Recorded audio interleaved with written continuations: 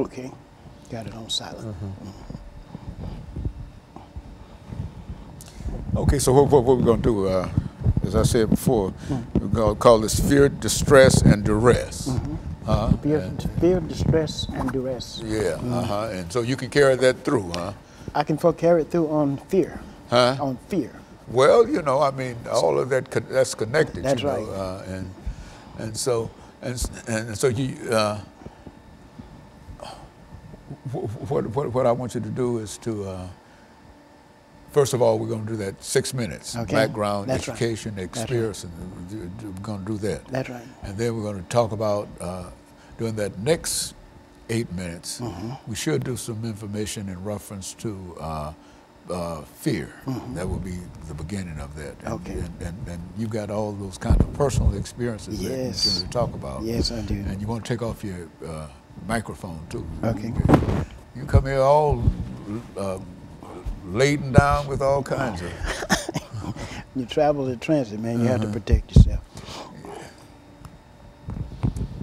And there was something else I wanted to mention. The in the area, Dr. Haney, of the fear and growing up on a diet of fear. I think about how my mother was suffering from malnutrition when she was pregnant with me. There are things that you can tell when. Is it my mic hot? Yeah. It is? Okay. Hey, Dr. Haney, he gonna take over for me. Okay. You already met Mark. Yeah, I met him this morning. Hey, Mark, how you doing? Nice to meet you. Fine, you too. Thank you. You just stand over there and you just show them the kids. Told him how pampered I am. Yeah. Okay. Appreciate you. Good. Okay. So Miss Brown is not coming today, huh? All right, Mark, man.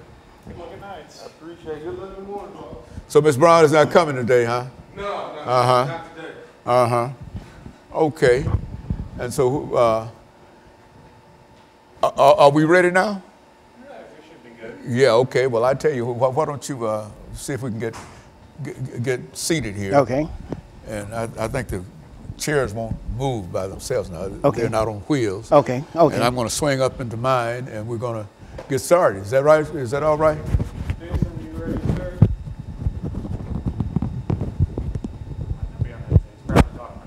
Yeah, well, no problems, no problems. Just want to make sure that everybody's ready and whatever. And as soon as we get through with this show, we can get to the last show. And that's what I work toward. Every time I come, I work toward the last show. That's your goal. Every Is time. this the last one, Dr. Haney? No, this is not the last one. Okay. This is the one before the last one. Okay. Yeah.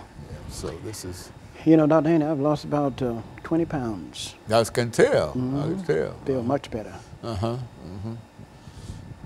And so how you were able to get over some of the illnesses? Oh yeah, the hernia repair, the leg is healing up, and I have more evidence to show that I may be able to get my father's military fund that he never used in the hospital. He suffered from high cholera and high stuff like that. Okay, good. So we'll be able to do that as soon as. Okay, Is he ready? Okay, good. Let me swing up in here. Now, is my mic hot? Yeah. It is, okay. I got it here. You want a mic check from could you say your name and count to 10 for us? Okay, Taylor Gregory. Do I count out? Yeah, go on. 1, 2, 3, you know. Okay, 1, 2, 3, 4, 5, 6, 7, 8, 9, 10. Thank you. Okay. Now, what I'd like for you to do is to, this is 30 minutes, okay? First, we've got 6 minutes, and then we'll take that break. Yeah, I was in there. 8, okay, good. And so you okay, just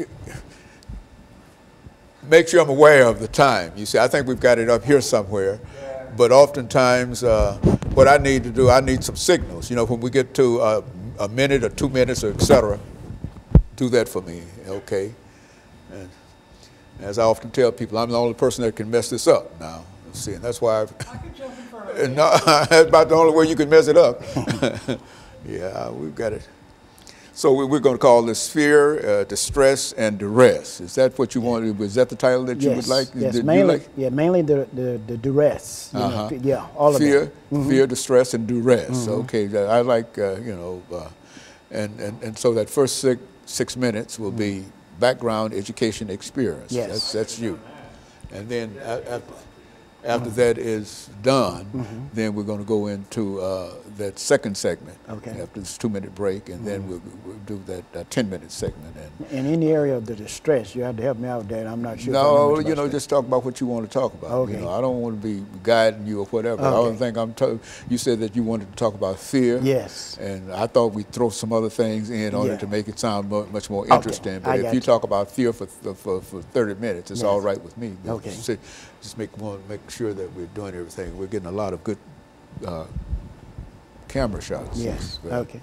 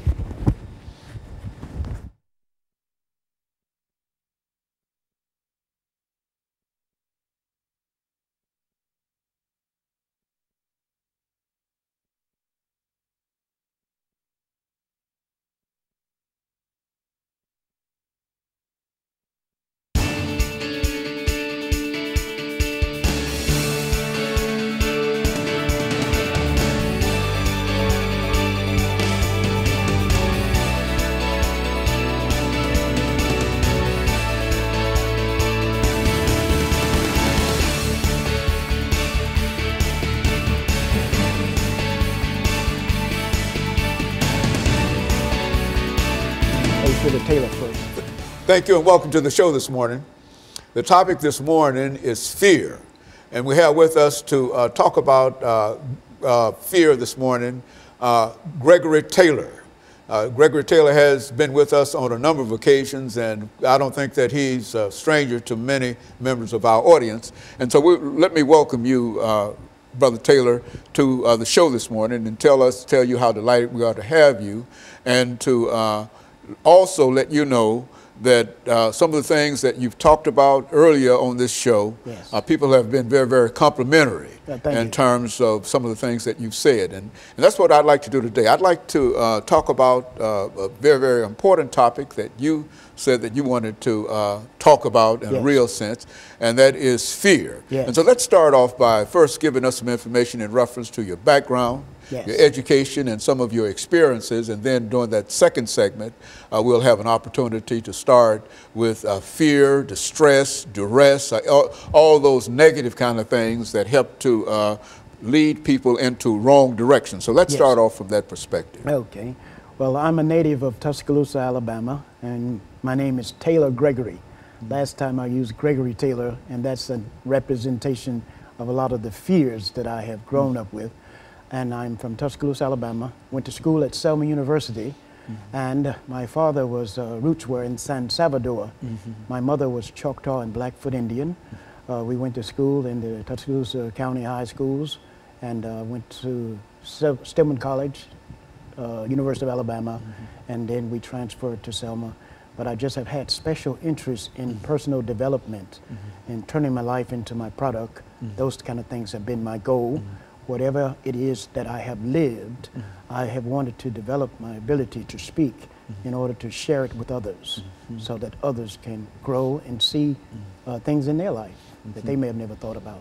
And so you feel that for some reason that you've been hampered in a real sense, your own personal development through what you consider to be fear. Now, why don't you explain that to us? How does that happen? Okay. I consider myself to have grown up on what I call a duress diet, a diet of fear. Being the youngest son on the 4 girls, I have been fed fear through the sounds in their tongues of their voices. And it has taught me how to make distinctions between their sounds. Their words can be appropriate and their sounds can insult you. And being the youngest son on the 4 girls, I it got my attention when I was young, how my mother would speak differently when she spoke to a Caucasian male, and she spoke differently as she spoke to my father and I. So I began to inquire to Caucasian males as well as females, what was the reason for the difference, that type of thing, you know. And I never forget in the law library at Georgia State University when I first discovered the word duress. It means you raise a child with a threatening fear. And so I've been fed that, and it's been to the degree that I have not known how to know what it was not, you know, because it has just been on me so long. And then there was a sister who shared with me once. She said, Gregory, she said, if people sense that you're fearful, they will turn it on you. I said, well, y'all kept the fear button on me all the time. I never knew how to not know fear. Exactly. So I have a wonder if it's a mystery to me. I'm curious about it and things of that nature. But most importantly, through sound, my uncle told me that my mother fussed a lot when she was pregnant with me. She also did some, she said she was suffering from malnutrition. So all of these things affect a woman when she's pregnant. Even after she's pregnant, she carries memories of having been hungry if she was pregnant. It echoes in the prints of her voice and these type of things. So these are some of my experiences in that area. And so in a real sense, you think that you're really living a life that has already been laid out for you in terms of your earlier experiences, even in the womb. Yes. In a real sense, I think that that's what you're essentially what you're saying. Is that what exactly, Dr. Haney? And I borrowed the quote here of Sir Winston Churchill. And he said that the further one can go back, the further forward you can see. And that is very true in how our young people today. And I tell you what we'll do. We're going to take this first commercial break, and then we're going to come back and pick up at that point. Okay. And we'll be back with our audience following this very, very short commercial break.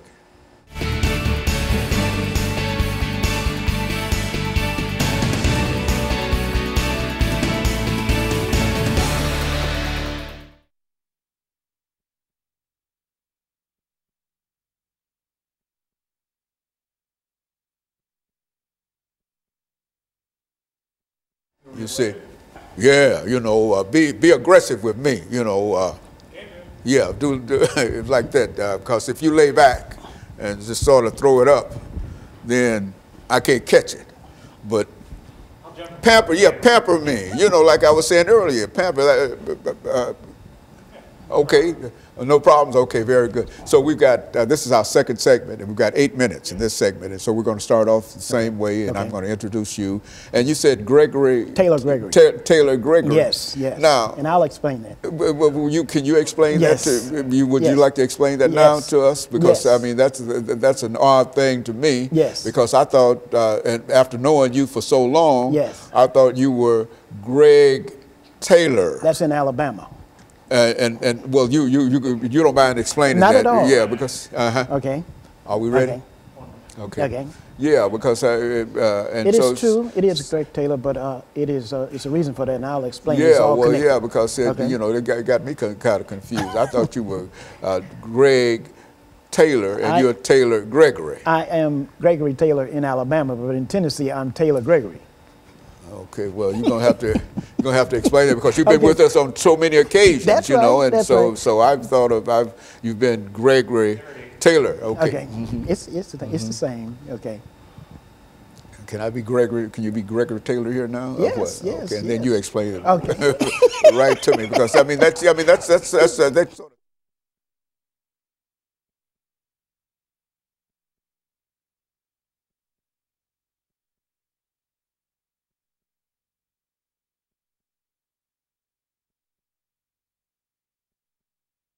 Thank you and welcome back to the second segment of the show for today. The topic is fear, and we have with us to talk about fear, Gregory Taylor. And I think that Mr. Taylor has been Gregory Taylor with us each time that we've had this show, but now I think he has some additional information to add which might constitute part of the title of this chapter today, something that has to do with fear. Is that Yes. Right, Gregory? That's exactly Well, right. why don't you talk Okay. just from that perspective? Sure. And Dr. Haney, the reason I've started to use the name Taylor Gregory, Gregory Taylor in Alabama and in my family, they learned to use sounds. They hardly ever pronounce the name Gregory correct. They used the second G was always sounded like a K. Greg, Greg, you know, Greg, Greg, you know, and all of this was designed to strike fear or to control you, this type of thing. And so after studying it and hearing these different sounds in their voice, it taught me to learn to interpret their sounds, forced me to try to learn to outthink them, these type of things like that, or to think ahead. And so when I say Taylor Gregory, it's a different spin on it. I'm leaving the Gregory, sort of putting it last to explain it later. But it's also connected to this subject today, having grown up on a diet of duress, you know, a duress diet. And it's like all of the sounds that you've heard of your life coming from the women in my family, it has taught me how to make the distinction in the sounds of voice. And the Bible tells you in 1 Corinthians 14, chapter 6, 7 and 8 verse, that things that are dead can give sound. But how can you make a distinction between the sounds? Also, in customer service in America today, and I have to be honest here, I'm not comfortable in getting an African-American woman in customer service. Because when you get them, you hear their interpersonal communication skills at home, or because you are a person of color, you have to deal with their sounds. And I respond to sound, not words. And to get my mother's attention, when I discovered the word duress, I sued her and charged her with duress, but the purpose of it was, this was the only way that I was able to get her attention. And I had heard her come home from court, and her girls would discuss how she had manipulated the judge and different things of that nature. So today, one of the delights of my life today is to hear the voice of the new Attorney General. Her voice is so clear. To me, it has put all the other American African women voices on trial because there's so much manipulation in the voice. And I did a study on the telephone, and I thought Booker T. Washington had the first telephone in Alabama, but I discovered it was the Dinkins family in Selma, and they helped to form the Alabama government. Most of them went to Oberlin College. And saying that point to make this point, our telephones, I believe, were more used for deceptive purposes instead of just straightforward business. And then if the Dinkins were the first to have a telephone, who were they talking to? Who wasn't other than African American, you know? They were talking to the people who they had been educated to help the American government, to community, to make life better or to pursue life, liberty, and happiness, and those type of things. And so I have gone through so many experiences, and I'm very serious about the customer service. Good customer service is America's future. And it was the CEO of Coca-Cola, I think it's the CEO Roberto Guzetta, who said that good customer service is America's future, and we must do everything as if America's future depend on it, because it really does, and God's in the detail. And I can't ever say this anymore. I have a sister here who's in the apartment business for 30-something years, and she recently met the lady who's apartment manager where I live. I saw something in both of them that caused me to take her off of my emergency contact list. In the emergency room, my medical doctor, as well as my hospital. And so all of these things that's going on there, their voices can be both causing and accusing. They ask and answer. And two Caucasian females shared with me that some American African women, they speak with a double negative and a false resonance. And see, Now, what do you mean when they say they speak with a double negative and a false resonance? I have the layman terms that I use for that, that they explain and complain in the same voice. Yeah, and it creates problems in customer service, or they get to the phone, they say something like, this is your second or third call. If they had been talking right from the first time, you wouldn't have had to call back, you know. It's just a game, and it's something that has been going on, and it's a reflection, but the Attorney General's voice, the U.S. Attorney General, never have there been an American African woman in that position who have that kind of authority and the time to think about what she say. And I see it because her voice is just a blessing to me to hear, but it has put the other American African women voices on trial over all the things that they have done over the years to manipulate, to control the men, and to achieve different things that they've done. It's all on trial. And I'm anticipating by this time next year, maybe sooner, the American African woman would be the most depressed person in America because she has got to deal with all the ways that she's learned to use her voice, and the mothers even teach them. And on February the 10th, after the Ferguson verdict went down, I contacted Social Security and told them to scratch my African ancestry. I'm just going with the Choctaw and the Blackfoot. And I'm serious because I understand the emotions of the 60s. There was a nun, 90-something-year-old nun here, who confirmed for me that the emotions of the 60s have turned into a virus, and it is affecting people's ability to explain what it is that is affecting them. Some have what I call, they're living and alive, and they are actually afraid to be. And it may even consider them sort of being suicidal or something of that nature. But it is imperative, you know, that these things be brought attention to. I took a conflict resolution class at Vanderbilt. Dr. Tom, I think he's pastor of the West End Church. He talked about battle messages and learned conversations. And living in the MDH housing as I do, I can't see why they don't start teaching requiring conflict resolution classes, and even have in the buildings where you can use your headphones to not disturb people, because there are 50 million people in America suffering from hearing loss, and a lot of people do not want that to be known. And it's creating unnecessary problem, calling the police out for providing noise. You know, it's just, to me, a waste of resources that could be used in other places. And so you believe all of this has to do with customer service? Based on, and it's a fear that... Well, based on what the late CEO of Coca-Cola said, Roberto Gazzetta, and I heard Jim Blanchard of Synovia Corporation say this is a corporation where it was named 3 times straight in America to work. Jim Blanchard said that a lot of American corporations have lost the ability to appreciate. And at Selma University, that is what we was drilled in us, to find people who would appreciate us.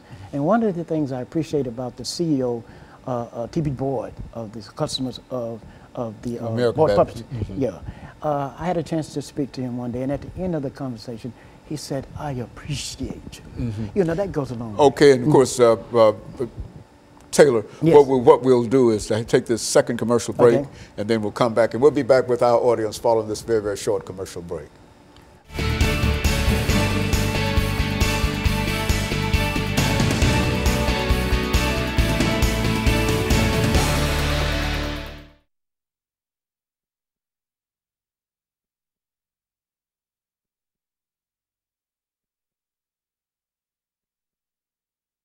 Got 10 minutes. Yes. Okay. Okay. And so I'm going to start again now. Now, are you still Gregory Taylor or Taylor Gregory? Either one, Dr. No, Haney. I'm just using Taylor. I'm using Taylor Gregory but you can use. It's a pseudonym. Is that what you say? No. Actually, what it is, people who you pronounce Gregory very well, but there are people who do not pronounce Gregory very well, and it tells me what's thinking and going on in their head. If you don't pronounce Gregory well, it tells me how confused you are in your head. I know what he's talking about. You do? There's a lot of people that say thing, but there's a lot of people that say think.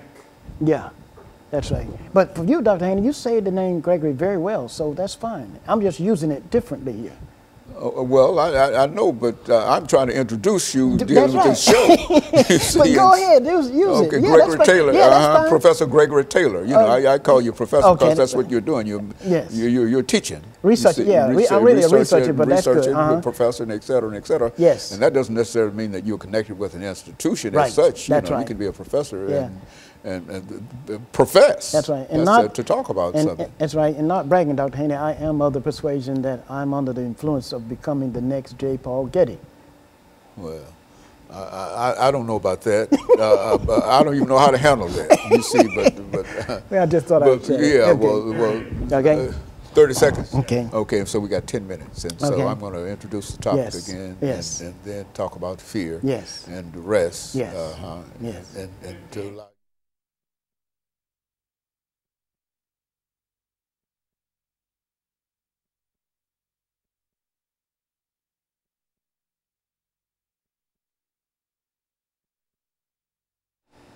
Thank you and welcome back to the final segment of the show for today. We're talking to Professor Gregory Taylor, and he's giving us some information relative to fear and some of the personal things that has happened in his life, that has, in a real sense, shaped his ability to be able to meet and deal with a number of issues that all of us might have in our lives. So let's just do it from that perspective, Yes. Professor Taylor. Thank you. Thank you, Dr. Haney. And this, I think, will be the best part of the segment of the show, and I'll use a very popular figure to make my point. In the early 60s, when I first heard the voice, when I first heard the voice of Dr. MLK Jr., I said to myself secretly, I said, this man's life is going to be in the way of me growing up. I became afraid of his voice. And so I didn't take in his speeches. A lot of people don't believe that. They don't see how that could have been done. But what actually took place was when I first heard his voice, I said, this is something that I didn't want to take in. I was afraid of it, but I would not take it in to get an understanding of what the fear was. And about 2 or 3 months ago, I wrote made application to the Guinness Book of World Records. And I said, I'm the tiredest person in the world of the MLK civil rights movement. All of it has to do with fear. And being afraid of his voice and asking myself the question, why?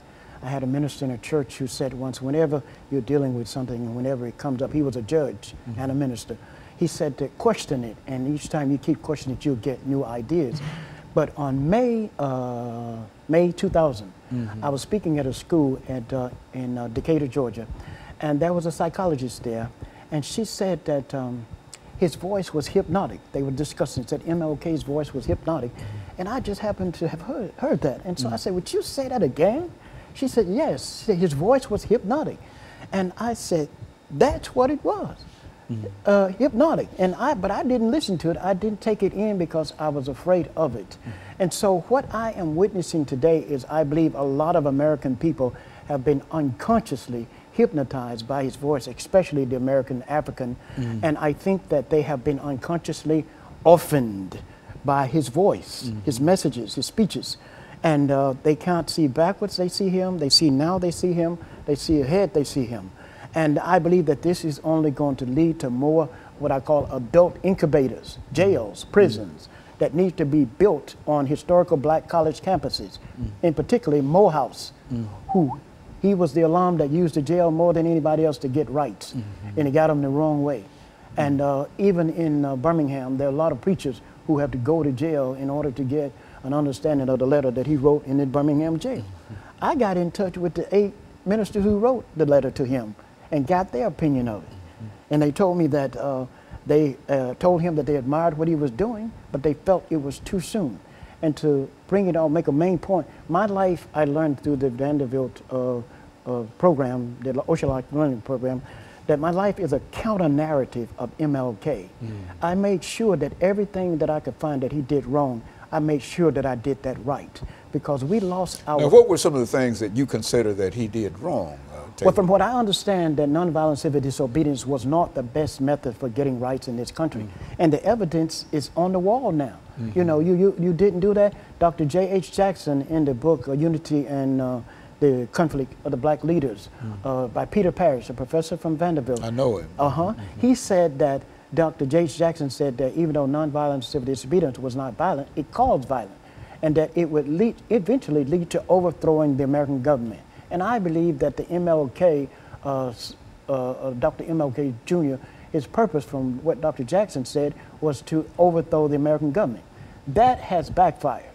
Do you think that it was to overthrow the government or to make the government responsible in reference to the needs of the African American and the needs of the population? That is the 13th, 14th, 15th Amendments. Would that be to support that? Would that be to overthrow the government, do you think? Well, I would have to speak from the point of protests and production. If they had went the route of production, I believe, and if they had gotten May 17th as our first national education holiday, which should have been done. A lot of people don't know that. The MLK holiday should not be our first national holiday. And personally, I believe that they should move the monument in Washington to Atlanta, because I believe it's deceiving the American people. They have been unconsciously hypnotized by his speeches or his DREAM, overthrown. I mean, there's more jail cells in our young people's mind than brain cells as a result of the 60s after 50 years. And one leading minister here, been in the pulpit about 50-some years, said that in Washington, D.C., when they celebrated the March on Washington, that they were making the wrong speeches and singing the wrong songs. And I couldn't believe he said that. No, well, I can't believe that you're saying some of the things that you're saying here, too, in reference to that. And so is it your contention that the civil rights movement should not have occurred? What would you have believed should have happened had there been no civil rights movement, no fight for the 13th, 14th, and 15th Amendments to the Constitution? Well, that is an excellent question. Dr. Haney, I grew up in a multicultural community, Tuscaloosa, on a street where there were Choctaw Indians, Koreans, even one of my little playmates, Johnny Sexton, father was Ku Klux. And we understood and interacted there. My pastor was preaching in white churches, and we had a white minister by the name of Dr. H.O. Hester was coming to preach at our church. And when my pastor and father died, Dr. Hester became like a father to me. So my father was on an integrated machine gun crew. His roots were in the islands. I've been multicultural through and through. So I interact with all the races. But the other point in my family was my sister was impounded on a bus where two nuns wouldn't give up their seat. The bus was taken to the sheriff lot, and my father had to leave a shift job at Ryco Chemical to go say she was on her way to Stillman College. And I was just in the 3rd grade. But I witnessed, Dr. Haney, how that very thing led to us to stopping discussion and start fussing because they had learned to protest. First African Baptist Church in Tuscaloosa, that was what you call the Freedom Choir was going. A lot of people left the churches and went to First African to become a part of the Freedom Choir. All of this, I was just young, but I was remembering because it led to something that I didn't understand. And this September, this past March 8th, when they were celebrating the March in Washington, it came to me that our interpersonal communication skills were affected by the emotion from the 60s. And in the Selma University Chronicle, Dr. L. Wilkins wrote that when the Civil Rights Movement left Selma, it left a schism, a lack of spiritualness, a moral decay, and affected the families, the schools, and the churches. Schism, lack of spiritualness, and a moral decay, and it took the kids a whole year to learn how to concentrate in class again. Now you take that and put it over into Ferguson, and what you get, a lot of the kids in Ferguson miss their lunches at school that its situation happened out there. So they have not examined the 60s, even also in the book Black in Selma. If you read pages 147 to 203, you'll get the history of that movie. There were civil rights activists in Selma who went into the homes of black men and humiliated them in front of their family because they did not want to use that route. I was trespassed from Selma University when the people on the board were civil rights activists, and they punished us for our educators who didn't embrace the movement. So it's so much in this area, and it's all connected to fear. And Dr. Jackson pointed that out, that to coercion, to fear, a lot of the things that they were using. And for me personally, I just got it. Liberty and justice for all, it didn't reach me. And I don't have no good feelings or anything. I don't listen to the speeches of MLK. I don't celebrate his holiday. And some things that have just recently happened here with my sister, who is the one that was closest to me. And when I saw how her and the manager of where I live met, and they are very connected to the police here, I reported her to the FBI. And right now I'm studying because I want to know more about what really happened between J. Edgar Hoover and MLK. Now, what do you think happened between? I don't know, but I do know this. His emotions, MLK's emotions, and his widow said this on the Tavis Smiley show, that that he was too emotional, and that he was too emotional. And there's a lady in Atlanta who was listening to his speeches when she was pregnant with her son. Her mother told her not to, and she did anyway. And her mother told her that his voice was scary, and there was D-E-A-T-H in his voice. And in the book, How to Kill a Black Man by Louis E. Lomax, he explained how you saturate him with the American dream, then deny him that, and he will violate his own ethical code and duplicate the like of Malcolm X and MLK. And so that's what he, and see, I've steered clear from all of that. And right now, Dr. Haney, I'm actually afraid of the emotions of a lot of American African people because I don't have them. And we lost our property, most importantly, in Alabama. Very good. Sure. And of course, we're going to have to end this for today. And let me encourage our audience to tune in again next week for another informative edition of Comments. Thank you and good morning.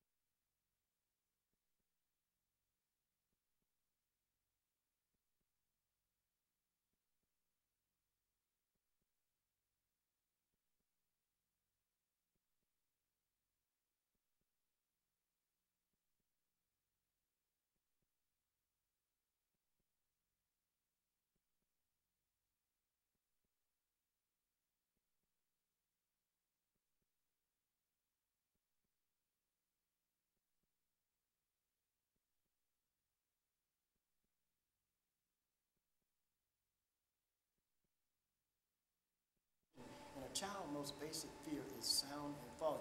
Even your own children, grandchildren, they need to hear to get another. Don't deny them that. Yeah. So you got to pray about it because you have grandchildren. Yeah, I've got 2 grandchildren.